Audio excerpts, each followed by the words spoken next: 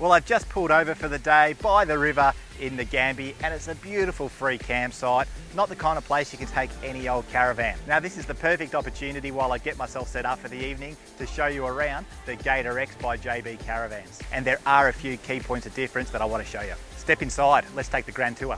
So obviously this is a compact caravan, but to be honest, I see no reason that it wouldn't go just about anywhere the four-wheel drive could go. This really does seem to be a rigid off-road caravan, and it packs in a lot of features too.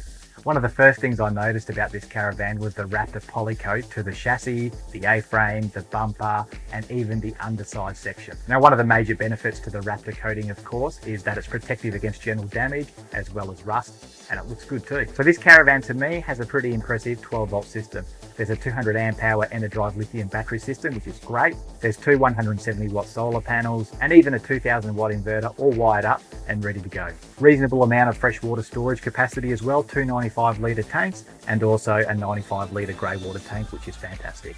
Outside, a good amount of storage. You've got that checker plate storage box up the front, either side of the gas cylinders, both with slide out trays, and you've also got that full width tunnel boot up the front as well. Not to mention a rear locker at the back. Plenty of wow factor on the inside too. Everything seems to be neatly trimmed off. There are no unsightly gaps or poor joinery. I think JB Caravans has done a really good job with the interior of this caravan.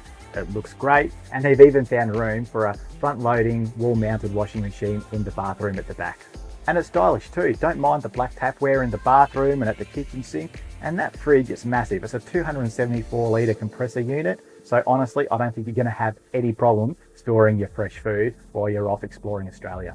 So other features include your Fusion sound system, you've got your Dometic Ibis 4 reverse cycle air conditioner, a couple of 12 volt fans either side of the bed, which I love. If you've ever used them before, you'll know exactly what I mean. So this caravan, to be honest, it really doesn't lack in terms of features. In some ways it over delivers, especially when you consider it's only 17 foot 10 inches. It's also a good thing to tow. We had no dramas cruising along the Hume Highway at highway speeds behind the MUX, and it showed no signs of swaying or pitching up and down on the tow ball. It just sat nice and level. You've got the Cruisemaster ATX air suspension, which did a fantastic job too.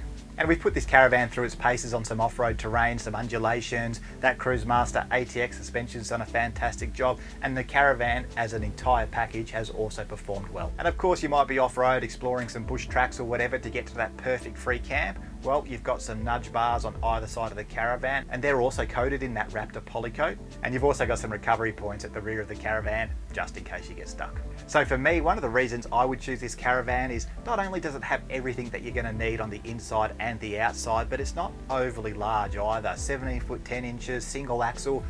So when you're exploring those kind of tight bush tracks, trying to get to those amazing locations, if you do get a little bit stuck or the terrain becomes a bit tight, well, you would much rather have something compact like this than a 22 plus foot caravan. Well, I like this caravan, I think you will too, and if you're in the market for a reasonably compact off-road rig, definitely check this one out.